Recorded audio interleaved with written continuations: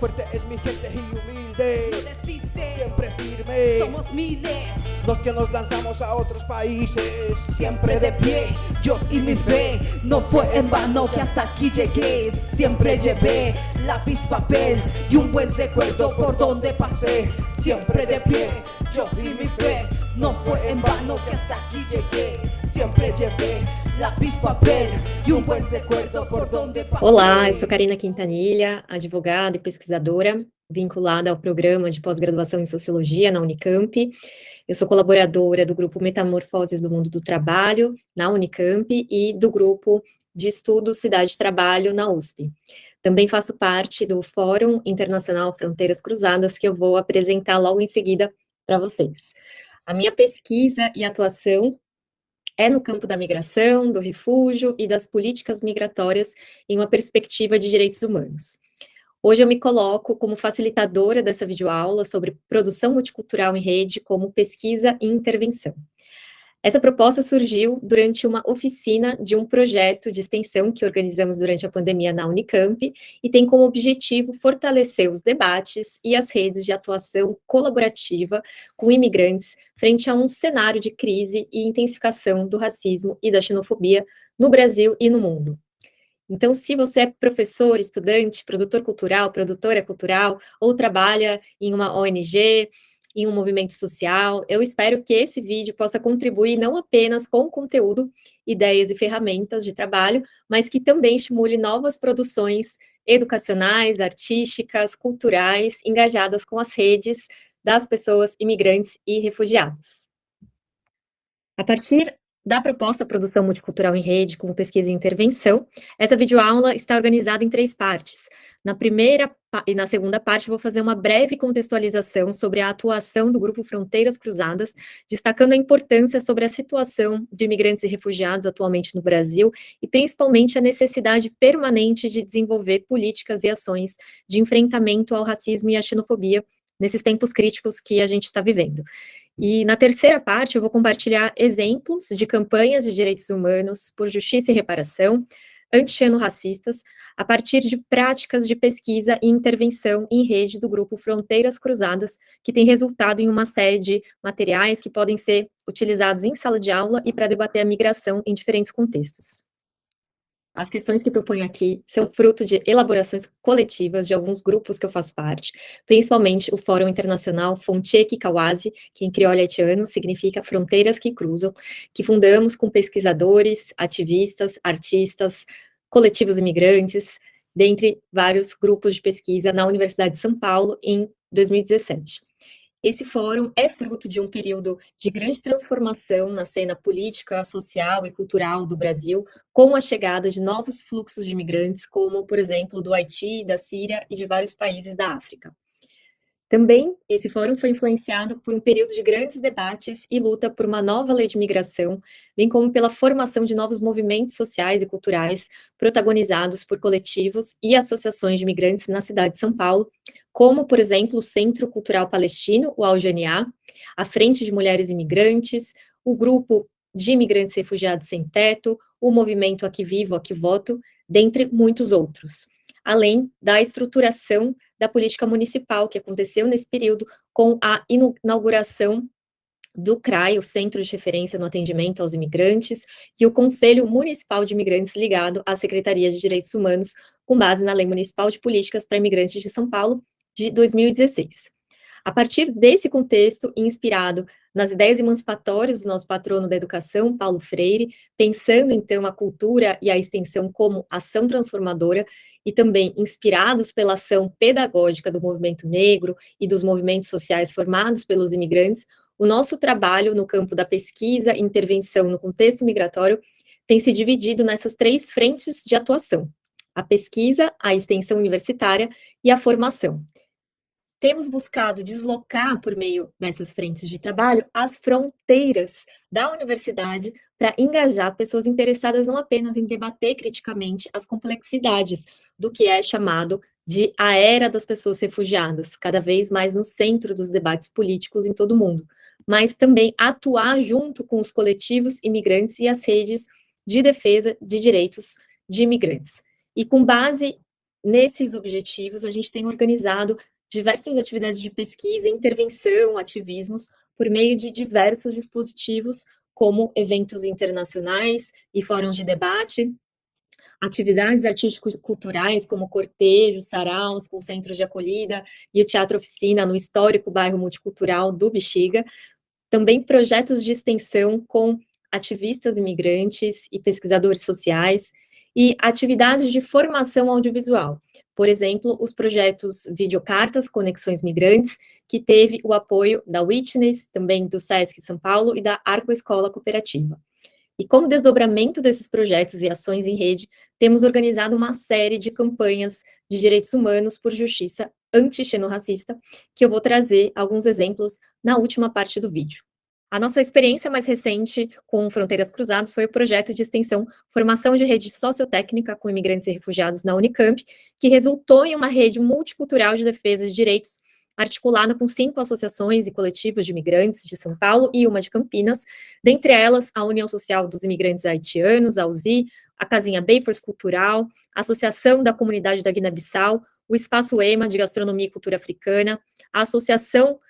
das Mulheres Imigrantes Luz e Vida, a MILV, com trabalhadoras da costura nos bairros periféricos da região metropolitana de São Paulo, principalmente junto às mulheres latino-americanas, e também a Associação dos Haitianos de Campinas e região. Essa proposta de produção multicultural em rede tem mostrado a importância de abrir as portas das universidades para trabalhos em conjunto com os movimentos formados por imigrantes, reconhecendo as suas lutas, saberes, ações e conquistas, de modo que o conhecimento produzido na universidade reflita também sobre políticas e ações concretas para essas populações e, sobretudo, junto com elas. Pensando nos desafios do trabalho com essas redes de imigrantes no Brasil, e já entrando no segundo item dessa videoaula, eu proponho a gente refletir sobre 2 perguntas-chave. Afinal, quem são as populações imigrantes atualmente no Brasil e como a sociedade e o Estado têm se relacionado com esses fluxos e as suas culturas historicamente no nosso país? São questões, com certeza, bastante complexas, que não vai ser possível esgotar aqui, por isso já queria deixar 2 sugestões de leitura, que é a minha dissertação de mestrado, Migração Forçada no Capitalismo Contemporâneo, Trabalho, Direitos e Resistências no Brasil, e uma outra referência, que é esse livro que vocês estão vendo aqui na apresentação, da socióloga Patrícia Willen, que fala sobre imigração e trabalho no Brasil ao longo da formação da sociedade brasileira. Dentre os principais fluxos na última década para o Brasil, destacam-se tanto os latino-americanos, bolivianos, paraguaios, colombianos e cada vez em maior número os venezuelanos, incluindo os indígenas do povo Warao em situação de extrema vulnerabilidade. Também destacam-se os imigrantes dos países caribenhos, principalmente haitianos, vindo em maior leva a partir de 2010, e os cubanos, além de diversos países da África, como os senegaleses, angolanos, congoleses, da Ásia também, chineses, mulheres filipinas e coreanos, e do Oriente Médio, palestinos, sírios, afegãos, são alguns dos exemplos que a gente pode destacar. E uma das tendências nesses fluxos é o fenômeno da feminização da migração, ou seja, cada vez é maior a imigração de mulheres. De acordo com o Observatório das Migrações Internacionais, conhecido como OBMigra, um dos principais centros de pesquisa desse campo no Brasil, a maioria desses imigrantes acaba sendo absorvida nos trabalhos mais precarizados, como alimentador de linha de produção e como abatedor na indústria da carne, também na construção de edifícios, restaurantes e nos serviços de limpeza. Nós que trabalhamos com imigrantes sabemos que é recorrente o relato, principalmente de imigrantes negros e indígenas, que revelam nunca ter experienciado o racismo antes de chegar no Brasil. O que aconteceu com o jovem congolês Moise Kabagambi, no Rio de Janeiro, como eu vou discutir um pouco mais adiante, mostra que é ainda mais urgente fortalecer as lutas e práticas educacionais, culturais e as políticas públicas contra o racismo, a xenofobia e as desigualdades raciais. A partir dessas questões, eu vou trazer alguns desafios da política migratória na perspectiva de direitos humanos que fazem parte de um contexto mais amplo de crise e ataques a direitos que assinalei no início. Na legislação nacional, apesar do Brasil ter, desde 1988, uma Constituição Federal progressista e uma lei protetiva do refúgio que data de 97, o fato é que apenas muito recentemente os movimentos de imigrantes conquistaram uma lei garantidora de direitos para toda a universalidade de imigrantes no Brasil. Essa lei, conhecida como Lei da Migração, a Lei 13.445, de 2017, ela tardiamente revogou o Estatuto do Estrangeiro da época da ditadura militar, que tratava os imigrantes como uma ameaça à segurança nacional. A maior importância da nova Lei de Migração foi a mudança de paradigma em alinhamento com a Constituição Federal de 88. Finalmente, as populações imigrantes passaram a ser tratadas, então, na lei como sujeitas de direitos. Dentre as conquistas, a gente pode destacar o acesso igualitário a serviços de direitos sociais, por exemplo, a escolas, hospitais, mesmo de imigrantes em situação indocumentada. O direito à afiliação em sindicatos e o princípio da não criminalização da migração indocumentada. Mas, desde a sua aprovação, essa lei vem sendo alvo de ataques, sendo que o próprio presidente à época, o Michel Temer, vetou mais de 20 artigos, dentre eles o veto da anistia migratória, que iria garantir a regularização para todos os imigrantes indocumentados. O que eu vou buscar evidenciar a seguir é que, apesar desses avanços, existe um contexto de crescente racismo e xenofobia, agravado tanto pelas condicionantes dessa crise que a gente está vivendo, quanto pela estrutura racial da formação socioeconômica do Brasil, que já foi assinalado. O bárbaro assassinato do jovem congolês Moise Kabagambi e as amplas manifestações por justiça e reparação que se espalharam rapidamente por todo o país jogam luz sobre esse contexto de aumento do discurso de ódio e da xenofobia racializada no Brasil. São eventos críticos que nos convocam a pensar em formas de transformar essa realidade. Um episódio marcante desse contexto hostil aconteceu em 2018, no auge do êxodo de venezuelanos. Em razão da proximidade com o Brasil, estima-se que mais de 450 mil venezuelanos vieram para cá em busca de oportunidades e de sobrevivência, embora mais de 250 mil já tenham deixado o país. A cidade de Pacaraima, em Roraima, fica na fronteira e foi descrita, na época, como um vulcão em erupção. O governo de Roraima chegou a tentar fechar temporariamente a fronteira com a Venezuela, mas a medida foi barrada no Supremo Tribunal Federal. Um grupo de brasileiros chegou a expulsar, então, com pau e pedras, cerca de 1.200 venezuelanos que estavam instalados de forma improvisada em Pacaraima. E aí eu entro em um último item dessa contextualização, que é o ataque da extrema-direita aos direitos humanos e aos direitos das pessoas imigrantes. Logo no início do governo de extrema-direita, que assumiu o poder em 2018, foi declarada aliança política com representantes que lideram a defesa da política anti-imigrantes no mundo, como Donald Trump nos Estados Unidos, o Viktor Orbán na Hungria e o Giuseppe Conte na Itália. O efeito mais imediato desse governo para questões relacionadas aos imigrantes foi a saída dos médicos cubanos do programa Mais Médicos e a declaração da saída do Pacto Global das Migrações. Nesse período, o governo brasileiro chegou a cooperar com o governo do Trump para deportar brasileiros em situação indocumentada dos Estados Unidos. Para além do desmonte generalizado de políticas que buscavam garantir direitos, também foram extintas ou deturpadas as políticas de igualdade racial, o Ministério das Mulheres, a igualdade racial e direitos humanos, e na política migratória o governo da extrema-direita aproveitou para desestruturar importantes conquistas. Importante que se diga que em 2019 foi editada a portaria 666, substituída posteriormente pela portaria 770, o entulho autoritário do ex-ministro da Justiça, Sérgio Moro, que instituiu a deportação sumária, retomando uma ideia colonial de pessoas perigosas na política migratória no país, em direta afronta à Constituição Federal e à Lei de Migração.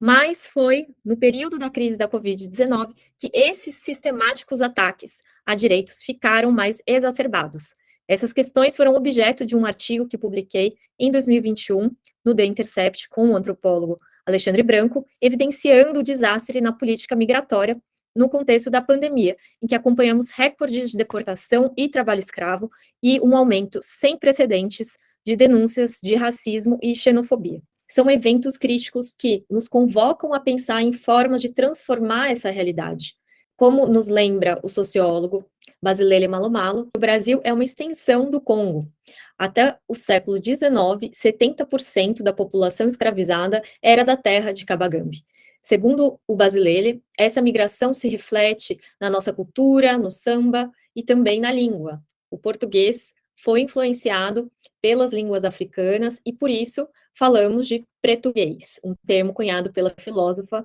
Lélia Gonzalez e que fala sobre a introdução dos termos do africano no português. Mas o fato é que o Brasil continua com uma dívida histórica com os povos africanos e afrodescendentes, que é uma história marcada na nossa contemporaneidade pelo encarceramento em massa e pelo genocídio da juventude negra. Não é difícil da gente lembrar que o Brasil produz um George Floyd a cada 23 minutos. Nesse sentido, a luta do movimento negro e diaspórico tem demonstrado que o caso de Moise não é um caso isolado. Podemos citar também o assassinato da estudante angolana Zulmira, em 2016, em São Paulo, e o assassinato do angolano João Manuel, no início da pandemia, também em São Paulo. Para quem quiser se aprofundar, eu recomendo 2 artigos. Esse que vocês estão vendo na tela, do sociólogo Basilele Malomalo, Mobilização Política dos Imigrantes Africanos no Atlântico Sul pela Conquista de Direitos em São Paulo, o caso da morte de Zulmira em 2012, publicado na revista Crítica Histórica, e o artigo que recém-publicamos, colaborativo, no Le Diplomatique, sobre as tramas políticas nas cenas de protestos, a partir da análise dos atos de justiça por Moise. São reflexões e formas de pesquisa e intervenção que mostram como, ao mesmo tempo em que se intensificam as formas de opressão, também se ampliam as escalas locais e transnacionais das lutas por emancipação, seja por meio de protestos, greves, manifestações artístico-culturais e práticas de resistência que despertam brechas para a imaginação política. E é a partir desse lugar que eu vou abordar brevemente nessa última parte do vídeo, para compartilhar algumas experiências do grupo Fronteiras Cruzadas com o que pode ser chamado de produção multicultural anti-xeno-racista em rede. Nesse contexto que abordei brevemente de crise e acirramento de políticas antimigrantes e de um racismo estrutural, as nossas experiências de pesquisa e intervenção pelo Fronteiras Cruzadas mostram que a produção multicultural e artística pode ser um facilitador de caminhos para potencializar as lutas por direitos e constituir redes anti-xeno-racistas. Contando com uma ampla participação de ativistas e coletivos de imigrantes nos diversos espaços de debate, projetos de extensão e cultura, como, por exemplo, os fóruns que eu citei, os saraus e as oficinas, a gente tem constituído uma rede informal de vasos comunicantes, por onde as informações sobre os eventos críticos circulam e por onde tem sido possível gerar dados, informações, materiais jornalísticos, produções audiovisuais articuladas em torno de campanhas em defesa de direitos que mobilizam outros movimentos, institucionalidades, atores políticos, jornalistas, advogados, produtores culturais, pesquisadores, para além do campo da migração e do refúgio. Um exemplo é a campanha do Duz Tem Voz, que iniciamos no Dia Internacional das Mulheres em 2018, a partir da situação enfrentada pela multiartista sul-africana Dudu Zuciba, diante de um decreto de expulsão do Ministério da Justiça do Brasil.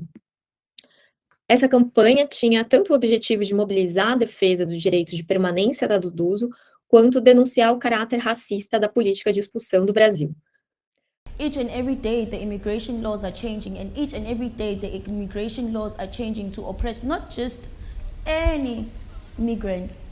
but specifically it normally comes and boils down to Africans.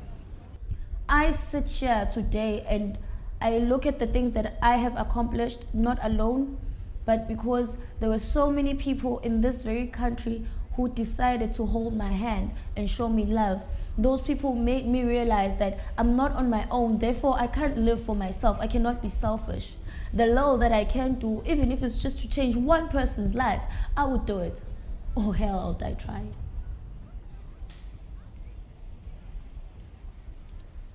And these are the very same people that encourage me each and every day to stand out here and say, listen, I went to prison. I know what it's like. I know what it's like to live after prison. I know what it's like to wake up in the morning and literally feel dead and just be like, no, it's enough. I can't anymore. I don't know where to go. I don't know where to start. I don't know what to do. There's nothing comes up, nothing comes alive. I know those people. And that's why we have a campaign that is called Nduduzo Has a Voice. It's so that all of those people can have their say, can have their voices, and that maybe the world, not just to be tolerant to us, but for the world to give us a place that we deserve to be in. A chance to live just like everybody else. So, yeah. Com apoio das redes da própria Duduzo, principalmente do projeto Voz Própria e do Instituto Terra e Trabalho e Cidadania, o ITTC, a campanha se iniciou com um vídeo que gravamos pelo Fronteiras Cruzadas, junto com a Duduzo, e que foi utilizado para engajar as pessoas através da página no Facebook, @Duduzo Tem Voz, que gerou também uma hashtag convocando as pessoas a assinarem um abaixo-assinado. E, posteriormente, todos os materiais da campanha foram reunidos em um dossiê juntado no processo judicial que buscava garantir o direito de permanência da Duduzo com base em uma brecha da lei de imigração, que são artigos que prevêem a permanência no país de imigrantes egressos do sistema prisional em caso de comprovação de efetiva integração no Brasil por meio do trabalho, moradia e redes de sociabilidade, desde que não tenham cometido crimes considerados graves, como é o caso da Duduzo. E, até o momento, a Duduzo segue na luta por justiça e pelo seu direito de permanência no Brasil, tendo conquistado importantes vitórias, e a gente considera que, olhando para esses desdobramentos da campanha, é evidente que o plano cultural, fortalecido pela organização de eventos musicais, debates, vídeos, entrevistas na mídia, protagonizadas pela Duduzo e compartilhados nas redes sociais, tem um enorme potencial de criar práticas colaborativas de resistência. Esses eventos trouxeram afeto para o público e aproximação com outros espaços, como, por exemplo, o Quilombo Urbano, a Parelha Luzia, e com artistas da cena transnacional paulistana, conectando a Duduzo com artistas que estão na vanguarda artística em São Paulo. E foi por meio do seu protagonismo e dessa rede de solidariedade que a Duduzo, então, alcançou projeção como artista e como ativista, também influenciando no debate sobre a política migratória, sobre direitos humanos e sobre a política de encarceramento na perspectiva de uma mulher imigrante, negra, e que luta para ter a liberdade de escolher aonde viver e trabalhar. A rede formada em torno do caso da Duduzo também foi fundamental para a campanha #Liberdade para Falila Tu, contra a prisão arbitrária da refugiada e trabalhadora ambulante do Togo, Falila Tu Stelle Sarona, no contexto de intensificação da criminalização étnico-racial da migração durante a pandemia. A Falila Tu foi presa injustamente durante 6 meses na penitenciária feminina da capital, em São Paulo, por meio de um processo judicial que prendeu uma quantidade inédita de imigrantes acusados de estelionato emocional. Em poucos dias, a campanha pela liberdade da Falila Tu mobilizou centenas de entidades de direitos humanos, movimentos sociais, também coletivos anticarcerários, Fórum dos Ambulantes, pesquisadores e parlamentares de esquerda. Foram, ao total, mais de 1.900 assinaturas pela sua liberdade imediata, que só foi acontecer após o caso viralizar nas redes e ser alvo de uma matéria na Folha de São Paulo, que trouxe as evidências dessa prisão injusta a partir das evidências e denúncias da rede Vidas Imigrantes Negras Importam, que foi uma rede de apoio formada no início da pandemia e que ganhou projeção a partir do caso da Falila Tu. Como desdobramento dessas campanhas e redes de solidariedade, a gente organizou mais recentemente essa série de vídeos Vidas Imigrantes Negras Importam, com o objetivo de refletir sobre a produção do racismo e da xenofobia no Brasil. Essa série teve o apoio da Witness, a Organização Internacional pelo Direito de Filmar, e de movimentos como o Movimento Negro Unificado, na figura da Regina Lúcia dos Santos, também o apoio da advogada ativista congolesa Hortência Mibui, que gravou um vídeo inédito em Lingala, e do Visto África, um reconhecido canal nas redes sociais para conscientizar e combater os estereótipos reducionistas dos povos das Áfricas, que é coordenado pelo ativista Vincent Yala. E esses vídeos fazem parte também da campanha Somos João Manuel e foram utilizados para estabelecer novas conexões diaspóricas, reivindicando justiça e memória pelo trabalhador angolano João Manuel, que foi um frentista de um posto de gasolina, vítima fatal do xenorracismo durante a pandemia, no conjunto AE Carvalho, um bairro periférico na zona leste de São Paulo. Queria mandar um recado para os meus irmãos migrantes, africanos, haitianos, latino-americanos, de que eles têm que perceber que eles não estão sós, né?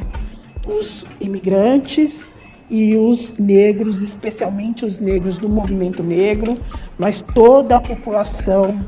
negra, pobre, periférica, juntos, porque é a única forma da gente derrubar o que está posto nesse mundo branco, eurocêntrico, capitalista, machista, homofóbico e racista. Eu estou no Movimento Negro Unificado em São Paulo. Eu queria chamar todas as sessões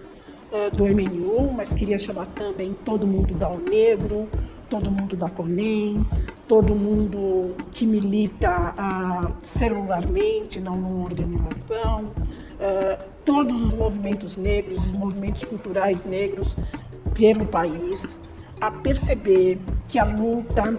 do imigrante não branco no Brasil é a mesma luta que nós do movimento negro levamos e que nós temos que ter como pauta, na verdade, de luta contra o racismo, essa associação com nossos irmãos que estão na diáspora, cumprindo a sua diáspora aqui no Brasil, que a gente possa trabalhar junto, que a gente possa lutar junto, porque as demandas são as mesmas, né? As demandas por serviço público, pela derrubada do racismo estrutural, pela derrubada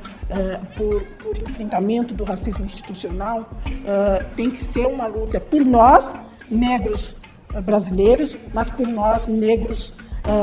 não brancos do mundo todo. Tem muito material disponível no Linktree do Fronteiras Cruzadas, que vocês vão encontrar mais informações sobre essas campanhas, além de materiais audiovisuais e textos que podem ser utilizados em sala de aula ou servir de inspiração para novos projetos, ideias e construções coletivas.